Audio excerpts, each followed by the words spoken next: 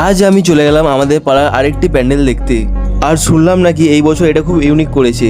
তো ফাইনালি আমি এসে পৌঁছালাম, আর ভেতরে ঢোকার পর দেখি এটা পুরো শ্মশানের থিম করেছে, আর তার উল্টো দিকেই ছিল একটি বাগান। বাগানটিকে পাহারা দিচ্ছিল এরা 4 জন, আর এইদিকে রামকৃষ্ণ আর সারদা মা বসে আছে। তারপর ভাবলাম গাইজ রাতে এসে দেখা যাক, আর রাতে দেখতে এটা খুবই সুন্দর লাগছিল।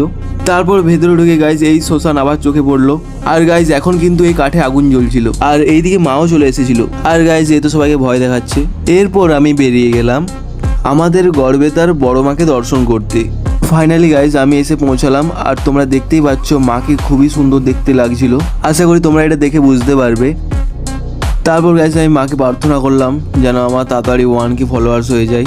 এরপর গাইজ ওইখান থেকে বেরিয়ে চলে এলাম বাড়িতে, কারণ এরা আমার জন্য ওয়েট করছিল। তারপর গাইজ আর দেরি না করে এগুলোকে একটার পর একটা ট্রাই করতে লাগলাম। তো গাইজ আজকের ভিডিও কেমন লাগলো অবশ্যই কমেন্টে জানিও।